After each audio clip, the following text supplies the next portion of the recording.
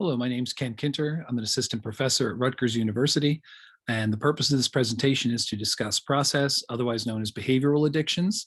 There's another presentation on substance abuse, more specific to those, if you want to watch that one first or after this one.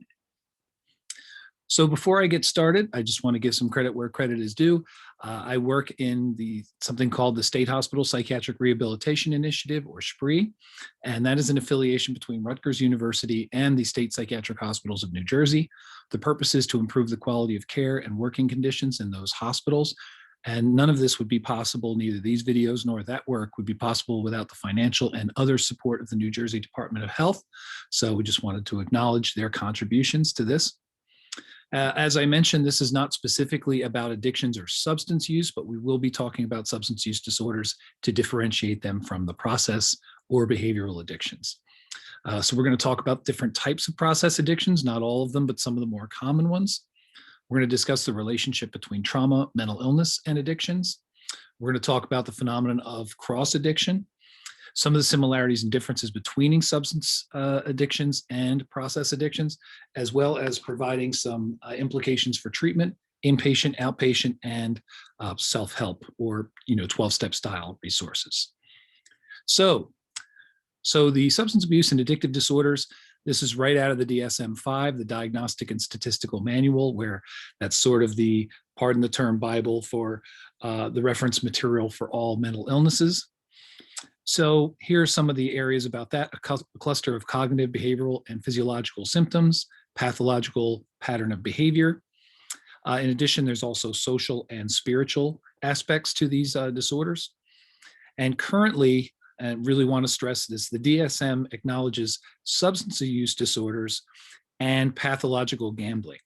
Most of these other ones we're talking about are either areas of interest or they're not included in the book yet, despite the fact that they are out there and have inpatient treatment facilities and units for them. And my favorite definition of addictions came from the CADC, who simply said the definition is, it hurts you, but you keep doing it anyway. And I think that sort of captures it pretty neatly.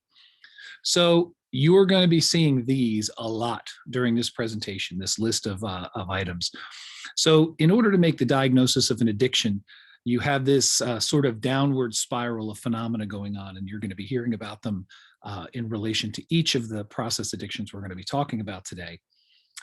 So some of these things are a person increasing the amount of what they're doing, trying to stop and being unsuccessful, people spending lots of time either obtaining, using, or recovering. In fact, part of that downward spiral is more and more of that person's life becomes this never-ending process of obtaining the thing, using the thing, and recuperating from the thing. And eventually that becomes all of life, and everything else gets pushed out.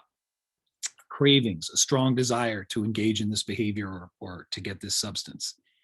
And number 5 and number 7 are italicized because those are some really major points for me.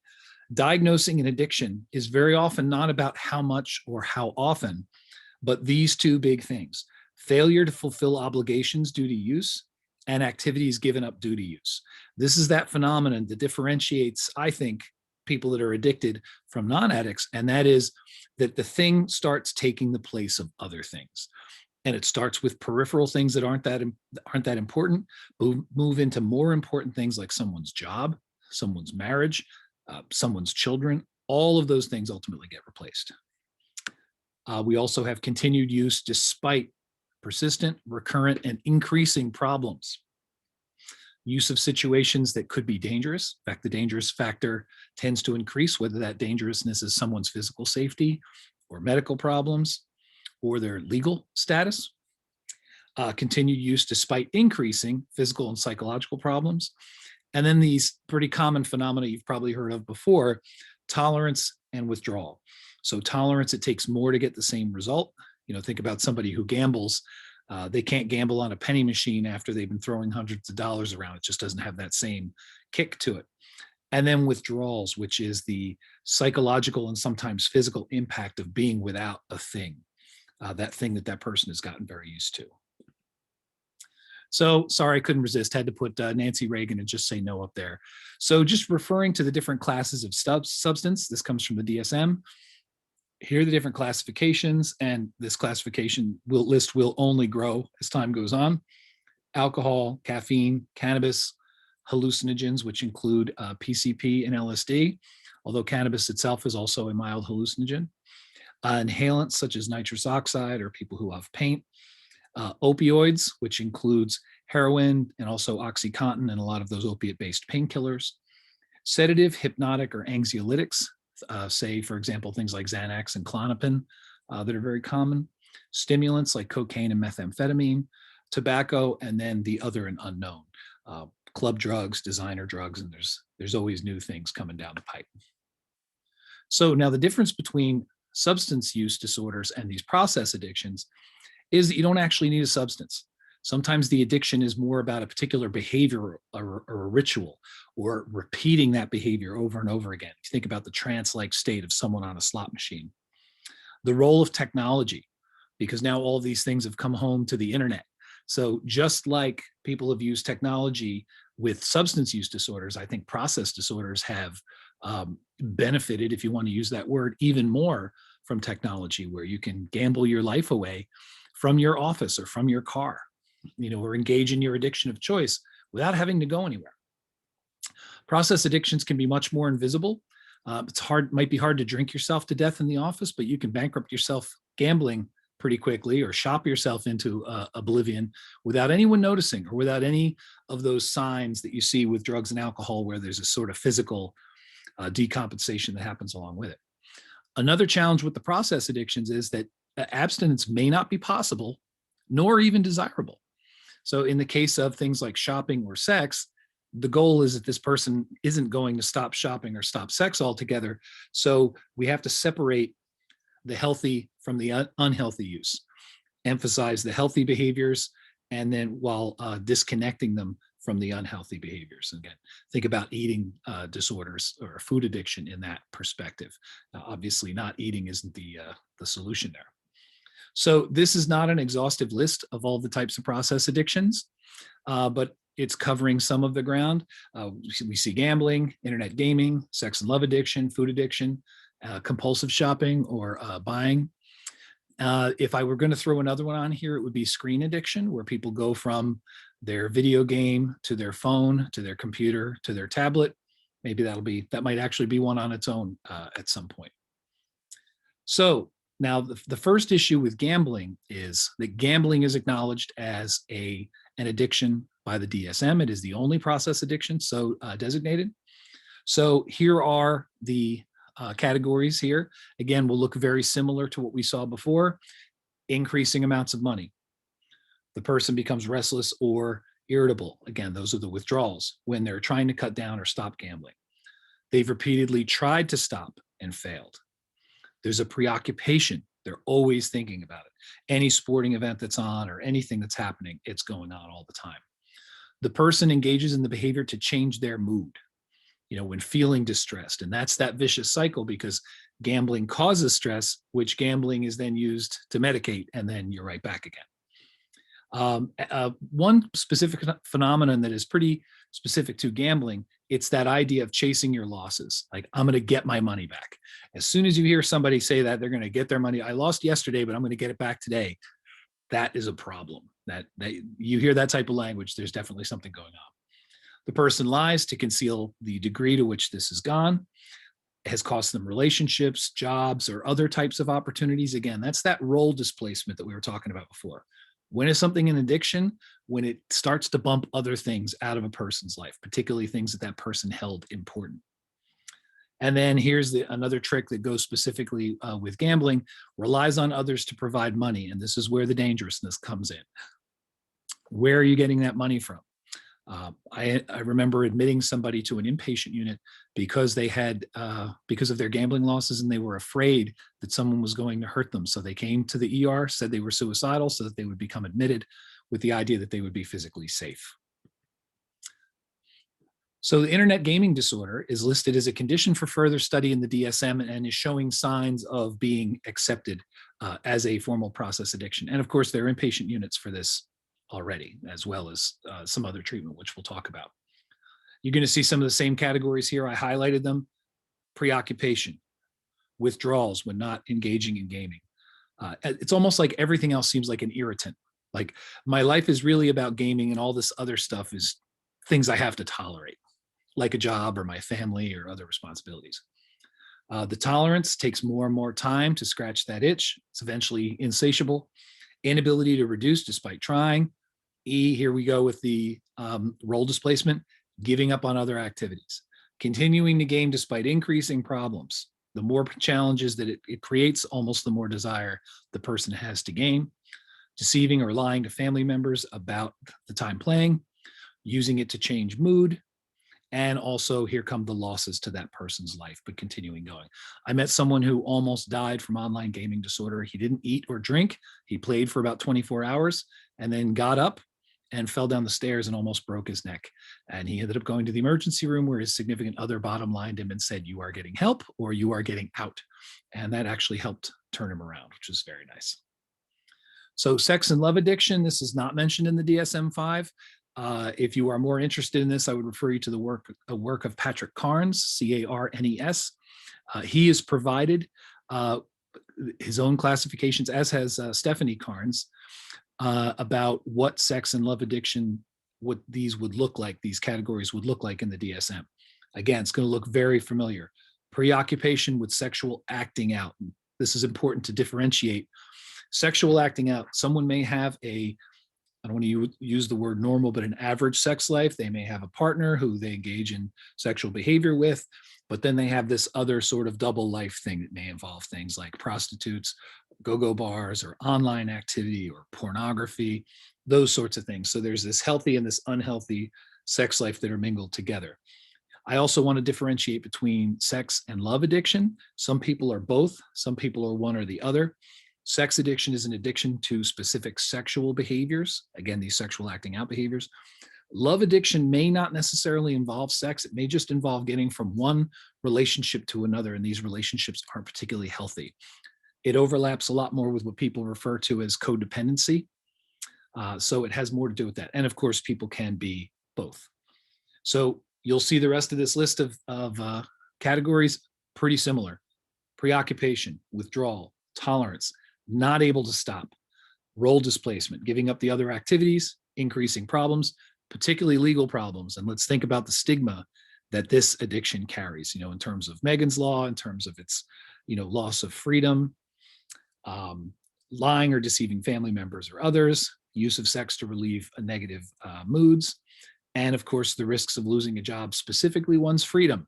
This one leads to incarceration quite a bit, and not just any incarceration, but in dangerous incarceration. People that have sexual offenses are at the lowest rung in the criminal justice system. And of course, they almost have their own track in the criminal justice system in terms of indefinite probation. So food addiction, and this is not to be confused necessarily with eating disorders. And what I did was I took the substance dependence criteria from the DSM-5 and sort of superimposed food over top of it, so you would see what it looks like. Again, food addiction is not recognized in the DSM-5, but let's look at those same categories here. Tolerance, withdrawal, using larger amounts over a longer period of time, persistent unsuccessful efforts to cut down, increased time in obtaining, using, recovering, role displacement, continuing use despite increasing problems. And I would also add lying about it. The whole idea of food addiction, to maintain an addiction, lying is necessary. It's hard to be an honest active addict. Like either the honesty or the active addiction has to go. So did the same thing here with compulsive shopping or buying. I just took the criteria for substance dependence from the DSM and superimposed it just so you get an idea what it looks like. We're talking about an addiction when these things are happening: tolerance, withdrawal, larger amounts. And again, you can see the rest of it. There was an example that I remember about a person who wanted to have a baby with her husband. However, there were whole rooms in the house full of things that this person had bought and weren't using. So there really wasn't the physical space for there to be a baby involved until this got taken care of. And eventually she realized this was a medicating type of behavior. So here's the chicken and the egg, the time-honored question: which came first? Did the addiction come first? Did the mental illness come first? The mental illness come first? The addiction come first? We've been fighting about this since I got in the field 30 years ago. And fortunately, we seem to have made some progress on it. Now, the first answer to this question was that the mental illness comes first. There's this feeling of depression, of anxiety, and the addiction is an attempt to medicate that. So that's why you have to keep going back to it. And of course, the addiction will never completely make the problem go away. So you have to keep coming back. It takes more and more, and that's how that vicious cycle starts. Now, as we've started to look at things through a trauma-informed lens, we realize there's another layer to it altogether. So when you see someone, very often you're seeing the addiction first, then you stabilize the addiction, and then you start to see the mental illness. In fact, when that person is new in recovery and they start to get some clean time away from their behavior, very often these symptoms of mental illness will become worse because now you haven't medicated the thing anymore. So here it comes. So then you very often have to treat that as well. And then there's an even deeper level. Almost every addict that I've ever worked with, and I've been working with them for over 30 years, almost all of them have some sort of background of trauma. So the trauma fuels the mental illness, which fuels the addiction. So when you can finally get down into that bottommost layer of where the trauma is, and you can provide some relief for the trauma, that's when you'll start to see the benefits in these other domains. So it's a terrible thing to tell someone who's in early recovery. When they finally get to stop their acting out behaviors, they start to think that the job is nearly over, when in reality, the work is just beginning. So that's the bad news. So cross addiction is when someone goes from one addiction to another. And usually what they're trying to do is get the same effect from something else. This one thing has become problematic for me. I'm drinking too much. My liver's starting to become problematic. So now I'm going to switch over to weed. Someone gets very involved in cocaine for a while, and then they get arrested a few times. So they find they get that same rush from gambling. So if you've been to the Jersey Shore, you know whack-a-mole. These little moles pop up through the holes and you hit them with the hammer. But there's always a mole coming up somewhere else. And sometimes it comes back in the same spot where it was. Sometimes it comes up somewhere else, but the moles always come back. And this speaks to this idea that behind the addiction is the addict. And the addict is that thing that causes someone to do something over and over again beyond, what people would consider healthy or whatever most people would do. So you kind of see here how it's sort of interchangeable. Usually they're looking for a similarity of effect. It's weird to go from cocaine to weed because their effect is different, but from cocaine to gambling, much more similar. So as far as the treatment side of things goes, as we mentioned, even though these things aren't in the DSM, there are inpatient facilities for these things, for gaming, for sex addiction, for these things that we were just talking about. When it comes to outpatient therapy, just like with inpatient therapy, the general practitioner isn't going to be able to handle this. There really should be specialized units for treatment. And when you're looking for someone who treats somebody on the outside, you want to make sure that they have a specialty in this area. For example, in addictions, it's very common for a therapist to advocate for something called a disclosure, where a person tells their loved ones about the details of their addiction. In 12 steps, we call it a step 1.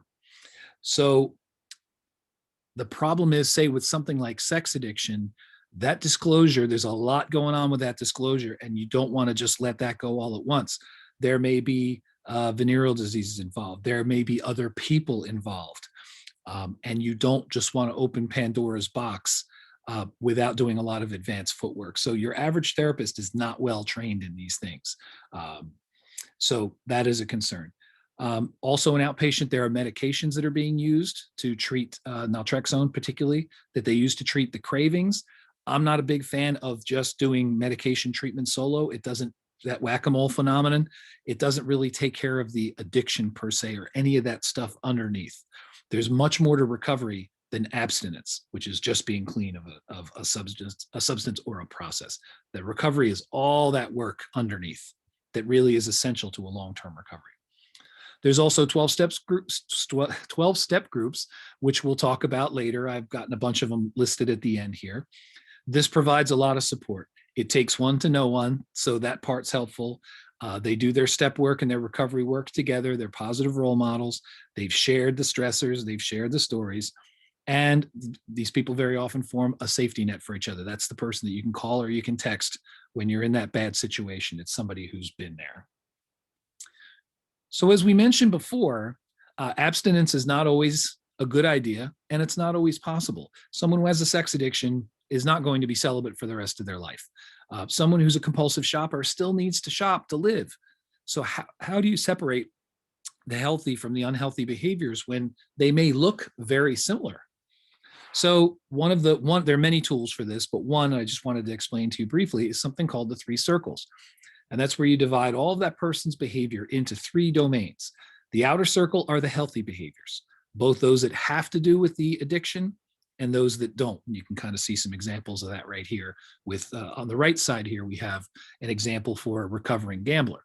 So the outer circle has some gambling specific behaviors, but many not.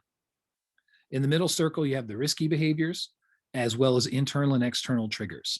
So you see some of those in here as well. Some of those are gambling related, some of those are related to other addictions, and some of them are related to other things. So these are also comprised, middle circle is also comprised of, say, internal triggers like states of mind. In Alcoholics Anonymous, they refer to something called HALT, hungry, angry, lonely, tired. People are more susceptible to drinking when they're hungry, angry, lonely, and tired. In some of the process addictions, they talk about HALT BS, because bored and stressed belong. If you're bored or if you're stressed, you're infinitely more likely to relapse on anything. So that's where HALT BS comes from. You may also have external triggers. External triggers are things from outside that make you more likely to use.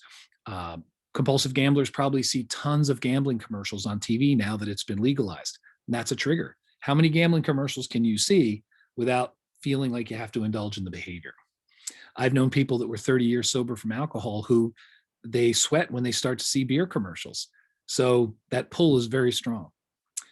Then you have the inner circle behaviors. These are what we call the bottom line behaviors. And when people talk about how long they've been clean, these are the behaviors they're talking about being clean from. And on this example, you have lotto tickets, playing slots, and betting on horses. And then you also want to watch again for that cross addiction, because we can see that alcohol has some potential here to become a cross addiction. It's already involved. So in summary, and I know we covered a lot of ground here fast, an addiction is an addiction is an addiction, but each one has little specific pieces about it, which really presses for the need for specialized treatment. Process, otherwise known as behavioral addictions, do not require a substance. It could be literally a process or a recurrent behavior. We mentioned some of the common ones, and of course, there's many more. More people than not have more than one addiction and maybe a mix of process or substance. It seems to be about that end result, that end effect. The DSM recognizes gambling, doesn't recognize these others, but they're in the process. Process addictions are different to treat than substance addictions, specifically in the area possibly of abstinence. It may not be a desirable or possible option. There are inpatient services, outpatient services, and 12-step programs for each of these, which we're going to show some of those in a minute. Bottom line is treatment is out there. And like with any other addiction or any other mental illness, recovery is possible. So on here, you see a list of a few of the 12 steps, 12-step groups that go along with the process addictions that I was talking about. Some of these, and I also threw in some of the, the standard Alcoholics Anonymous. That's the one that all the rest of these sort of spun off from. You see a few different ones here, and each of them have sort of an assessment tool. So if you or a loved one might fit the category for this, they have a way of being able to sort of evaluate and assess yourself to determine if this is something that you could use some benefit from. And I encourage you to follow up with those. They also have open meetings, both online and in person. So you can attend an open meeting and get some information about it without having to commit to having the addiction yourself. Here are some of the resources that I got the information from that I was talking about. This first one by Patrick Carnes is a non-addiction specific 12-step book. So regardless of what someone's addiction is, this is a way of going through the steps. I find that book is very, very helpful. And also the bottom line on here, this is the website where all of our other videos are, including the other substance abuse addiction video I was talking about. To date, we have over 20 videos on that site about a variety of mental health topics. I encourage you to check them out. And also, if you have any feedback about this video or other topics you'd like us to take on, please feel free to either comment on this video or on any of the other ones. We'd love to have your ideas. So thank you for your time and your attention, and hope to see you again soon. Take care.